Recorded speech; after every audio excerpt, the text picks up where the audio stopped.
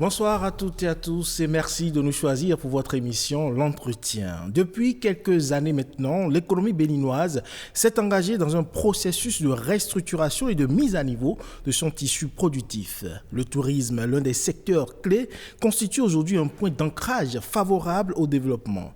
Doté d'un patrimoine historique, esthétique, artistique, culturel et même cultuel unique au monde, le Bénin mise sur ses palais royaux, ses musées touristiques, ces parcs animaliers également pour faire du tourisme un vecteur de croissance et d'emploi. Mais justement, face à cette pléthore d'atouts, quelle est l'offre touristique aujourd'hui pour mieux vendre la destination Bénin? On en parle ce soir avec notre invité. Nous recevons pour vous Joël Akalogun. Il est docteur en culture, tourisme et développement avec comme spécialité l'écotourisme. Joël Akalogun, bonsoir.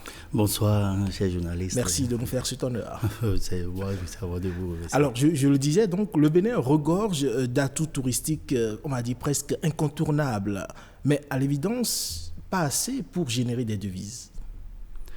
Et oui, parler de l'offre touristique du Bénin. Oui. Oui, sur toutes les langues aujourd'hui, on ne fait que parler de ce que regorge le Bénin comme potentiel. Mais il va falloir qu'on fasse d'abord ce que j'appelle ici, à partir du modèle SCOROT, analyser les forces et les faiblesses et faire un état des lieux d'abord avant de parler réellement si nous sommes ces potentiels que nous détenons peut nous apporter, nous porter vers une destination touristique. Ok, donc c'est ce travail-là qui n'est pas, on va dire, véritablement fait à ce jour. Non, le travail de fond, à mon avis, bien sûr, n'a pas été quand même bien occulté. Et c'est ça qui pose problème. Alors donc c'est ça qui explique, on va dire, le difficile décollage du secteur touristique au Bénin. Bien sûr, parce qu'on n'a pas encore cerné le concept réel de développement touristique dans notre pays. Alors on sait qu'il y a des pays comme l'Afrique du Sud, le Kenya, entre autres, qui quand même ont pu engranger des devises et continuent d'ailleurs d'engranger des devises grâce au secteur touristique. Oui, c'est des pays qui, au départ, avaient déjà cerné par l'entremise du colonisateur ce que c'est que le tourisme.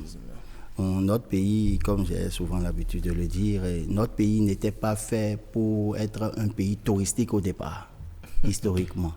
Parce que la période coloniale nous avait enseigné quand même que le Bénin était constitué au temps de la colonisation comme étant un pays d'entrepôt. D'entrepôt, tout à fait.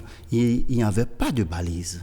La culture était complètement délaissée au détriment quand même de ce que nous pouvons récolter et envoyer vers l'internat.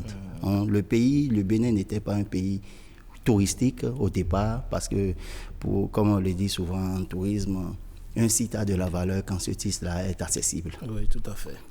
L'accessibilité à ces attraits touristiques n'était pas envisagée. Le Bénin était simplement dans l'optique voulu par le colonisateur comme étant un pays entrepôt. C'est plus difficile.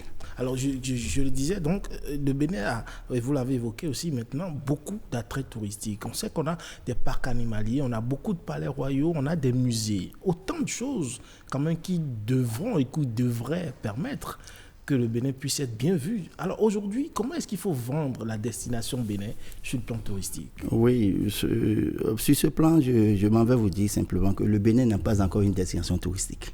Ah d'accord. Oui.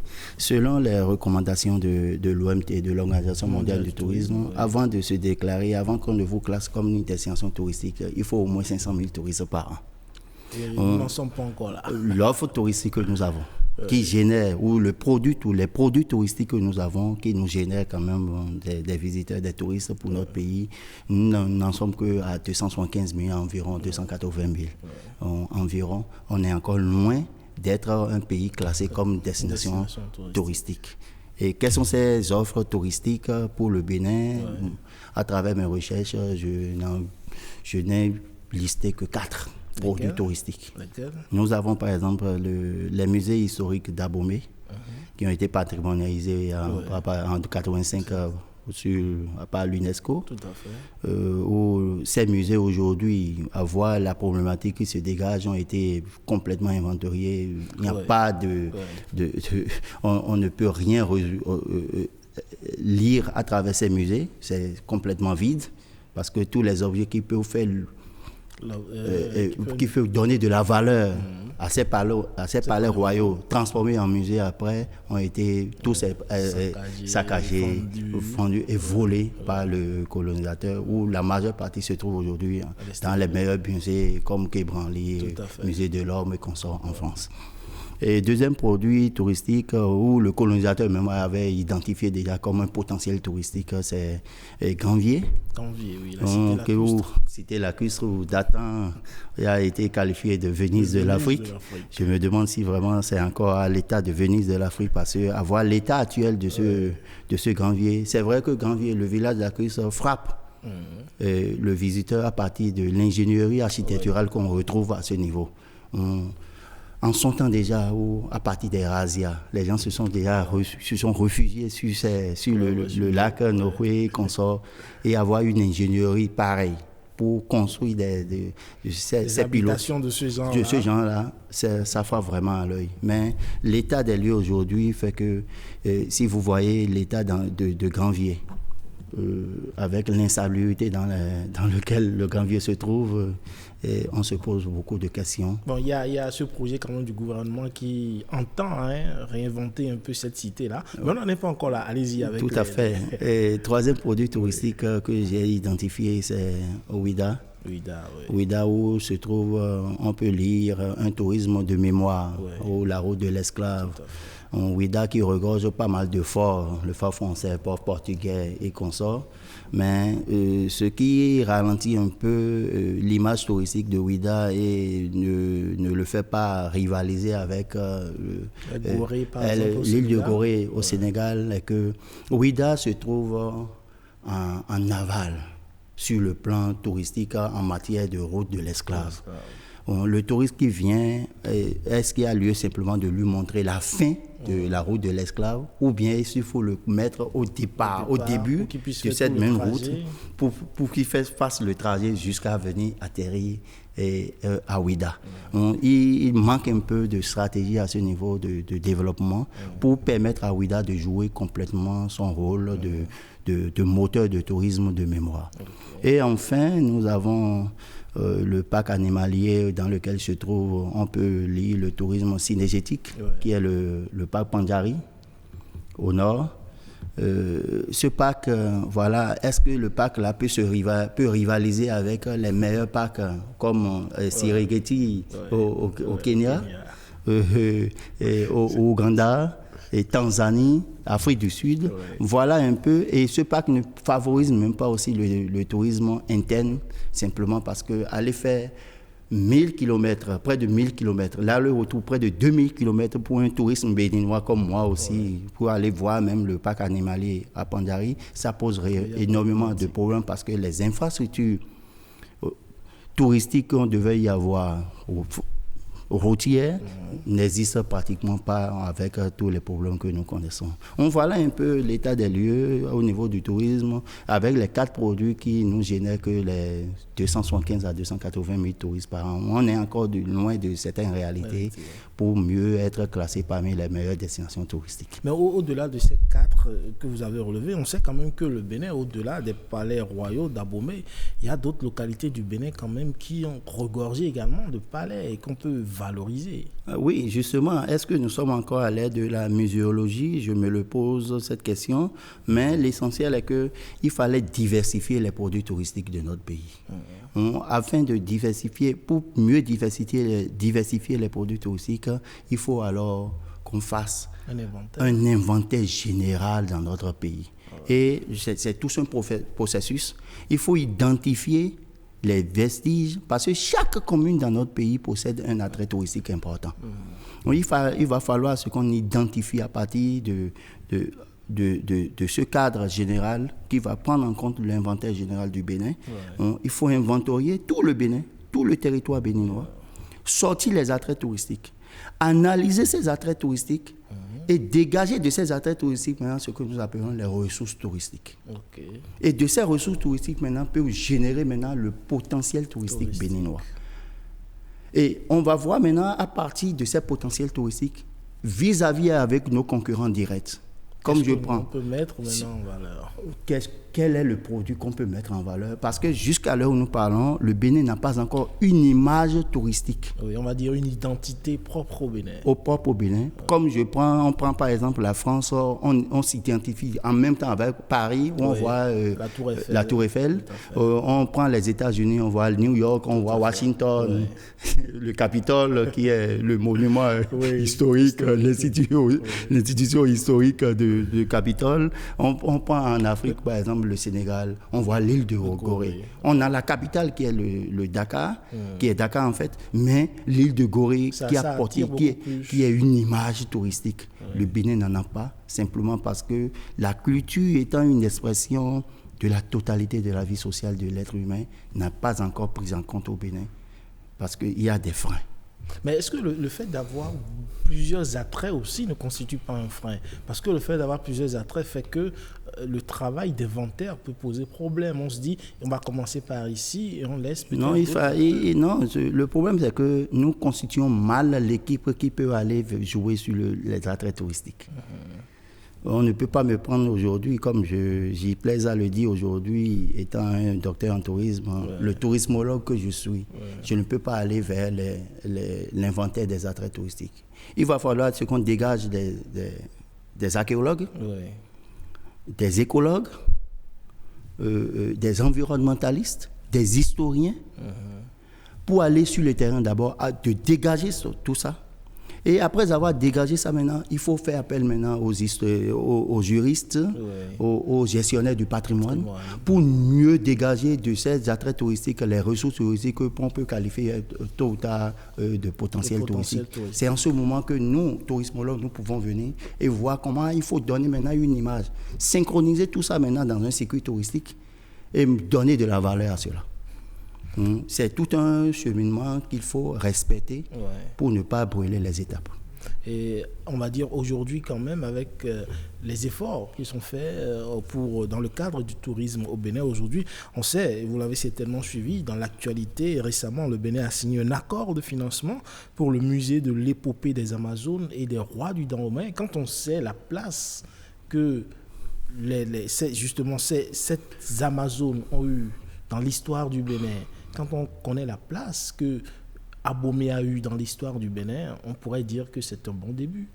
Bien sûr, c'est le moment pour nous de remercier toute l'équipe gouvernementale, en particulier le chef, le président de la République, le président, son Excellence, M. Patrice Talon. Loin de faire de la politique, on en a vraiment besoin parce que on ne peut pas parler de tourisme et le mettre simplement au niveau des acteurs privés. Seul le gouvernement peut porter la politique. À partir d'une politique gouvernementale, on peut accéder à un développement touristique. J'ai vraiment suivi ce financement, qui est d'abord déjà une bonne chose. Et on sait, le royaume de Dahomey, l'organisation administrative, militaire de ce royaume, qui a duré plus de 3 siècles et 300 ans. Tête, justement, à l'armée, la grande puissance, à l'armée française, où l'armée française a échoué 2 fois face aux troupes dahoméennes. Il va falloir qu'on reclasse le Bénin parmi les pays les mieux cotés en matière de tourisme dans le monde, par partie de ce royaume, loin de jouer sur la carte de l'ethnie. Parce que si le tourisme émerge, on n'a plus problème d'ethnie. Ce qui ralentit un peu le tourisme béninois, c'est l'ethnicisme grandissant dans lequel nous végétons au Bénin. Voilà des obstacles où il faut ne pas voir simplement, on veut faire l'Amazone, on veut restituer les Amazones, tout et tout. Le problème n'est pas à ce niveau. Le problème, c'est d'aller au-delà et de donner une image touristique à notre pays pour mieux profiter de cette industrie, de cette première industrie mondiale aujourd'hui qui dépasse même les ressources naturelles comme le pétrole. Tout à fait, le gouvernement a si bien fait. Je ne suis pas allé vers le tourisme, c'est comme entre parenthèses, au hasard, parce que je remercie le professeur Brice Saint-Saint qui m'a orienté et dit on n'a pas de docteur en tourisme au Bénin. Saisis l'opportunité qu'offre aujourd'hui l'IRES-EDEC à Lomé et va te faire faire un docteur à Lomé, simplement parce que après avoir lu et étudié le programme d'action du gouvernement, il a trouvé vraiment... il a trouvé qu'il y a un gros zoom sur ce secteur-là. Tout à fait, il a tellement apprécié le programme. Et vous connaissez la force de frappe du professeur Brice Saint-Saëns. Oui. Alors, il y a l'autre chose sur laquelle le Bénin mise également, c'est le vaudou. On sait que chaque 10 janvier, par exemple, le Bénin, il y a une attraction presque mondiale autour du Bénin grâce à cette fête-là.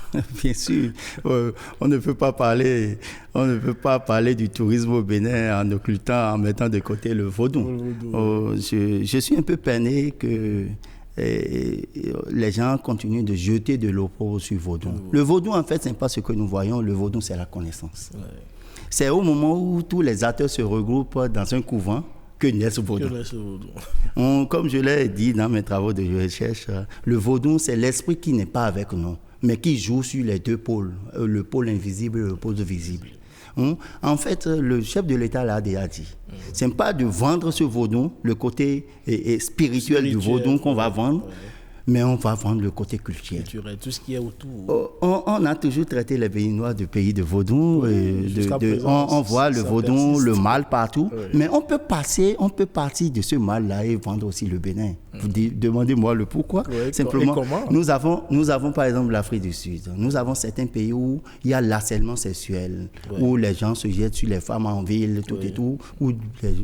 C'est un pays-là qui se mobilise énormément sur le plan des forces... par la police, la gendarmerie, les forces de l'ordre pour contrecarrer un peu le banditisme. Mais au Bénin, nous n'avons pas ce problème. Simplement parce qu'à partir du vaudou, à partir de cette connaissance-là, il y a une certaine retenue. Simplement parce qu'on dit bon, on peut placer quelque chose sur la femme. Diplomatiquement, le Bénin peut apporter un plus. Ce qui est mauvais chez nous ici peut être vendu ailleurs, ou du moment où le monsieur sait que donc, si on place quelque chose sur sa femme, et vous arrivez à toucher la femme là, vous pouvez en mourir, il va fuir. Ou le Bénin peut vendre aussi vaudou autrement. Voilà. Et il y a tout cet arsenal qui entoure le vaudou. Vous l'avez dit, le chef de l'État l'a dit, qu'il faut vendre ce qui n'est pas spirituel. Oui, c'est d'aller au-delà de ce que le chef de l'État a dit. Parce que c'est vrai, il est le premier responsable, le père de la nation, comme on le dit d'habitude, mais les gens n'ont pas encore perçu que le vaudou, à partir du vaudou, nous pouvons instaurer le tourisme religieux. Et de ce tourisme religieux, découle maintenant le tourisme de pèlerinage. Il n'y a pas du nord au sud, de l'est à l'ouest. Le vaudou se trouve aux 4 points cardinaux du Bénin. Tout à fait, oui. Nous pouvons instaurer, par exemple, je vous donne l'exemple peut-être de là où les rois d'Abomey.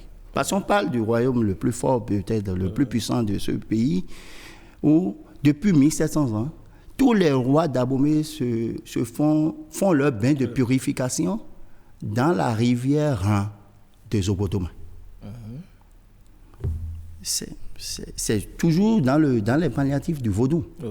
Mais nous pouvons transformer cette rivière-là à Zobodome et créer un pèlerinage autour de cela en vendant l'image de ces rois. Pourquoi les rois d'Abomey ont été si forts? Ils prennent leur source, cette puissance-là, où? Voilà comment on peut créer une image touristique dans un pays. Autrement dit, il y a un circuit touristique qu'on peut ériger. Si on veut vendre le Bénin, si un expatrié doit venir visiter le Bénin, par exemple, il faudrait ériger un circuit touristique pour lui permettre de voir tout ce que le Bénin a à offrir. C'est la création de ces circuits touristiques qui pose problème à nos dirigeants. Comment identifier pour mieux créer le circuit touristique? Et c'est ça que vous le disiez qui passe par l'inventaire d'abord. Par l'inventaire. Mais en dehors de ça, j'avais déjà proposé à travers mes travaux de recherche que l'image du Bénin peut être tournée autour du bassin royal du Bénin. C'est un nouveau concept. Bassin royal du Bénin, oui, c'est un nouveau. Du nord au sud, de l'est à l'ouest, le Bénin n'a connu que de royaumes. Vous ne pouvez pas parler aujourd'hui du tourisme en laissant de côté l'histoire. Oui, c'est clair. Et c'est de l'histoire qu'est née la culture. Le bassin royal du Bénin prend en compte deux pôles. Nous avons le pôle le bassin royal du sud du Bénin et le bassin royal du nord Bénin. À partir de là, on peut permettre à nos agents de voyage.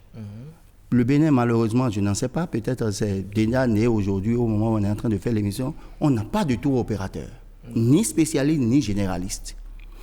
Les tours opérateurs peuvent agir sur ce nouveau concept que j'ai élaboré, comme bassin royal, pour dire, le tourisme qui veut venir, nous voulons visiter le bassin royal du Bénin.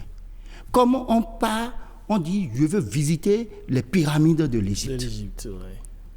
Tous ceux qui viennent faire des recherches scientifiques en Égypte deviennent des égyptologues. Tout à fait. Nous voulons visiter l'île de Gorée au Sénégal. Maintenant, dans ce bassin royal, nous avons les différentes potentialités qu'on peut élaborer et des circuits touristiques qu'on peut élaborer. Est-ce que le touriste qui veut venir voir le bassin royal, par exemple, du sud du Bénin, veut être ancré dans un circuit touristique lié à l'ère culturelle à Diatado? Est-ce que le touriste qui veut venir visiter le Bénin veut être ancré ou visiter le circuit touristique de l'ère Yoruba? Parce que ce sont des royaumes qui se sont alliés là. Ou le plus fort peut-être au niveau de l'ère Yoruba, c'est le royaume de Kétou. Où nous avons les deux portes encore, la porte femelle à Kabaïdena. Alors, si je vous comprends bien, cela veut dire que dans le bassin royal du Sud, par exemple, on pourrait trouver plusieurs circuits touristiques. Il y en a beaucoup. Parce que chaque commune dégage une potentialité très forte. Et au sein maintenant de chaque commune, vous développez, vous sortez un produit touristique fort et on met ce produit touristique en intercommunalité au niveau du département. Aussi, dans le bassin royal du Sud Bénin, par exemple, je prends le département du Zou. On crée un circuit touristique. Et qu'en ce moment, on peut permettre à nos agents de voyage, aux tour opérateurs, de mieux quantifier et de mieux faire le forfait à voyage. Dans le bassin, ce circuit touristique peut prendre en compte et les sites archéologiques, et les sites historiques, et les sites naturels, et les sites culturels. Parce qu'on en a beaucoup. Il va falloir qu'on fasse d'abord un inventaire général et dégager ce qui est lié à chaque commune pour mieux réécrire l'identité culturelle de ce pays. Ce qui veut dire que chaque commune du Bénin regorge de potentialités, autrement dit, un circuit touristique par commune, si possible. Bien sûr, parce que c'est le colonisateur qui avait tué cette culture-là en nous. Sinon, au moment où les royaumes naissaient, ils naissaient avec une culture donnée.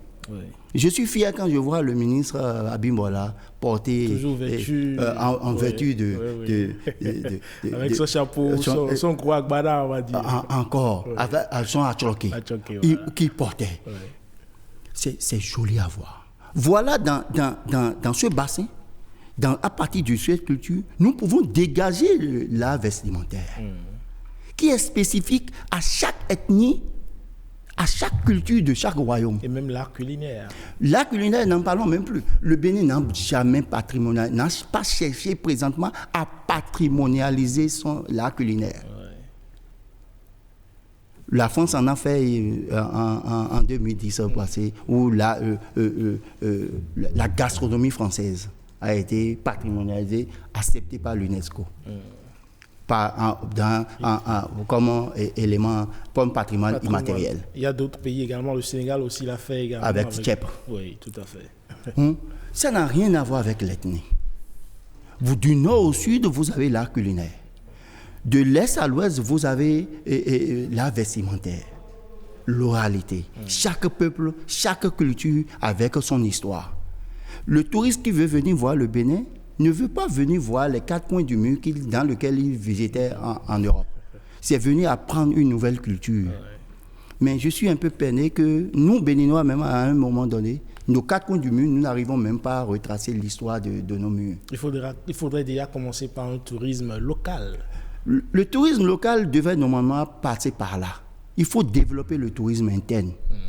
Mais avant de développer le tourisme interne, il faut passer par un recadrage psychologique de notre peuple pour montrer la véracité de l'importance même de la culture par la valorisation du tourisme. Alors, avec tout ce que vous venez de dire, je suis bien tenté de vous demander quelle est l'offre touristique aujourd'hui qui serait la plus adaptée au Bénin, parce qu'on a beaucoup trop d'ailleurs. Je serais un peu peiné de répondre à cette question parce que vous savez, le gouvernement investit beaucoup. Bon, les gouvernements successifs ont tendance à investir dans le tourisme balnéaire. Au niveau des 125 km de littoral, de côte que nous avons, et n'importe qui se lève, pas n'importe qui. Bon, je prends le cas du président Soglo, par exemple, qui a érigé le bâtiment de CIC. Oui, tout à fait, le Centre international de Le conférence. président Kélékou est arrivé aussitôt, c'est le palais des congrès, et tout converge vers la plage. Ouais. Le président Yaïbouni est arrivé, c'est les villas Saint-Sade qu'on a créées.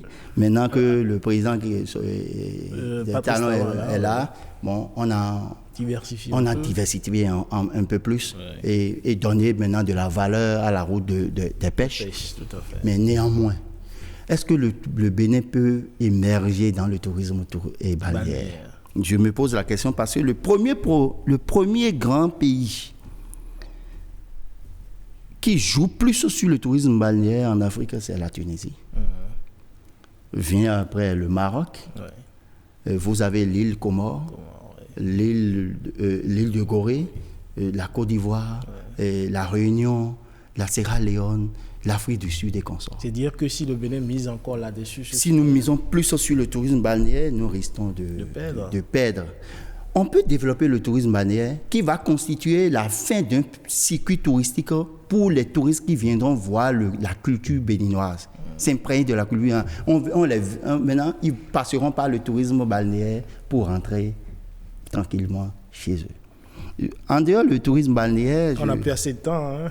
Oui, je prends enfin le tourisme synergétique. Ouais. Est-ce que nous pouvons rivaliser avec le Kenya aujourd'hui en matière de tourisme synergétique, avec la Tanzanie, où nous avons notre forêt, une forêt semi-décidue, où apercevoir simplement même les animaux est beaucoup plus difficile, alors qu'ils ont une savane, une forêt beaucoup plus grande, savanneuse, où à l'air libre, vous voyez déjà la faune et la flore. Donc au Bénin, il faut travailler sur... Nous devons travailler sur la culture béninoise et vendre notre histoire. Parce que c'est là où le Bénin a marqué l'histoire du monde. On a marqué le colonisateur. C'est très important pour notre pays. Merci à vous, Dr Joël Akalogon, pour ces explications. Avec vous, on comprend que le Bénin devra répertorier d'abord tous ses atouts touristiques, tous ses attraits touristiques afin de mieux les vendre et qu'il faut travailler, comme vous l'avez dit tout à l'heure, sur l'essentiel. Merci. Donc, je rappelle que vous êtes docteur en culture, tourisme et développement avec comme spécialité l'écotourisme. Merci. Vous pouvez suivre de nouveau cette émission sur le site de l'ORTB www.ortb.bj, mais également sur la page Facebook de Bénin Business 24. Merci à toutes et à tous. Portez-vous bien et à très bientôt.